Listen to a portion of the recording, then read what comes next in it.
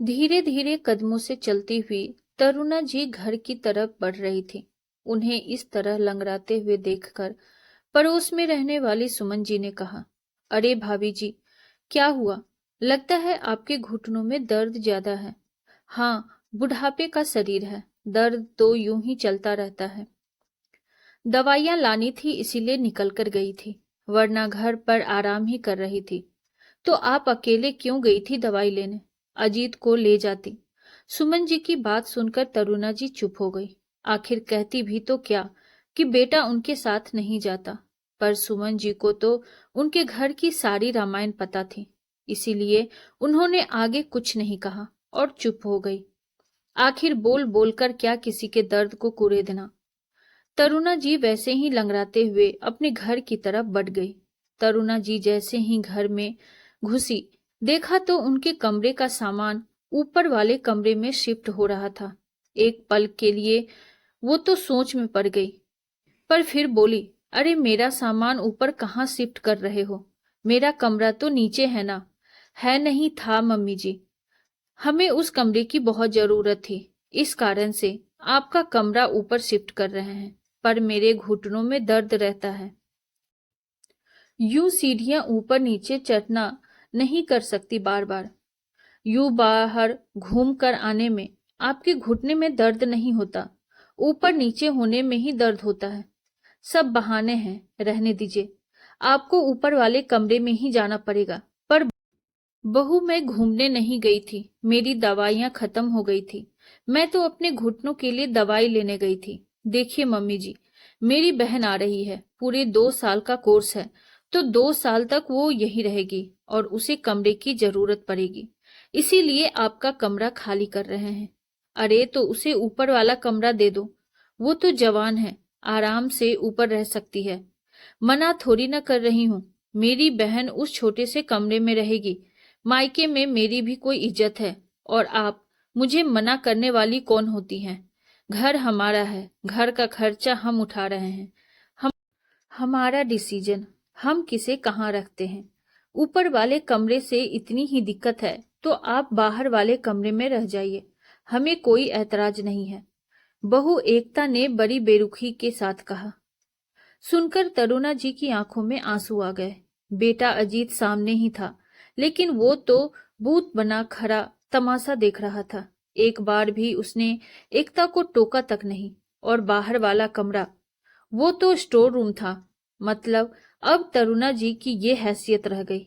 बहू कबाड़ की तरह तरुणा जी को स्टोर रूम में रहने के लिए कह रही थी, और नालायक बेटा सामने खड़ा था, लेकिन वो कुछ कह नहीं रहा था। जब से तरुणा जी के पति गए हैं, तब से बेटे बहू घर के सर्वे सर्वा बन गए हैं। माना कि घर में खर्चा करते हैं, पर इसका मतलब यह नहीं कि माँ के स्वाभिमान को ही कुचल दें, जबकि मकान अभी भी उन्हीं के नाम पर था। अपनी बहू की जवान से ज्यादा तरुणा जी को उनके बेटे की चुप्पी चुभ रही थी। आखिर बर्दाश्त के बाहर हो गया तो वो बोल पड़ी, बहू, जब तुमने मेरा कमरा लिया था ये कहकर कि मम्मी जी हमें बड़े कमरे की जरूरत है, तब मैंने कुछ नहीं कहा। यह सोचकर चुप रह गई कि बेटे बहू को क्या तकलीफ देना। दोनों मेरे अपने ही तो हैं, लेकिन आज तुम मुझे स्टोर रूम में रहने को कह रही हो। शुक्र मनाइए कि स्टोर रूम में रहने को कह रही हूँ, वृद्धाश्रम में नहीं भेज रही हूँ। एक तो हमारा ही खाती हो, ऊपर से हमें ही सुना रही हो। बस करो बहू, बहुत बोल लिया तुमने। यह घर आज भी मेरा है। तुम यह मकान अपने दहेज में नहीं लाई थी। और हाँ, चुपचाप अपना कमरा भी खाली करो। मैं अपने कमरे में वापस शिफ्ट हो रही हूँ। अच्छा, घर का खर्चा हम कर रहे हैं, तो आपकी दो बातें क्यों सुने? आज के बाद करने की जरूरत नहीं है। अगर इस घर में रहना है तो किराया दो, अन्यथा घर खाली करके चले जाओ। मैं किराएदार रख लूंगी, मेरे घर का खर्च मैं खुद निकाल लूंगी। मम्मी, तुम अपने बेटे को इस घर से निकलने के लिए कह रही हो? वाह बेटा, इतनी देर से तेरी बीवी जब मेरी बेइज्जती कर रही थी, मुझे वृद्धाश्रम छोड़कर आने की बात कर रही थी, तब तुझे सुनाई तक नहीं दे रहा था, और मैंने तुम लोगों से किराया क्या देने को कह दिया, तुम्हें सुनाई देने लगा? मुझे कुछ नहीं सुनना।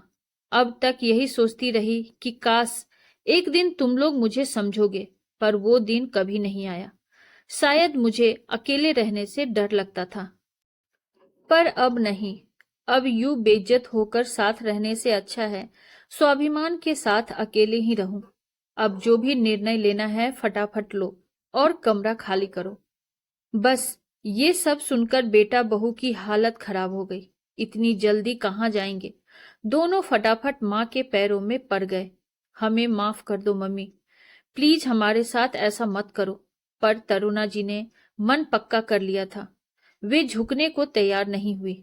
निरादर की 2 रोटी से तो स्वाभिमान की 1 रोटी भली।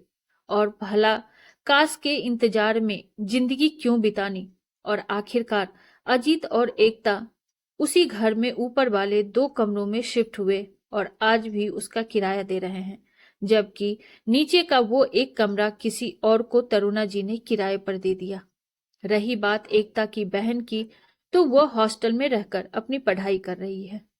आपको हमारी ये कहानी कैसी लगी कमेंट बॉक्स में जरूर बताइए, और ऐसी ही ढेरों सारी कहानियों के लिए वीडियो को लाइक, शेयर और चैनल पे नए हैं तो सब्सक्राइब करना ना भूलें। Thank you.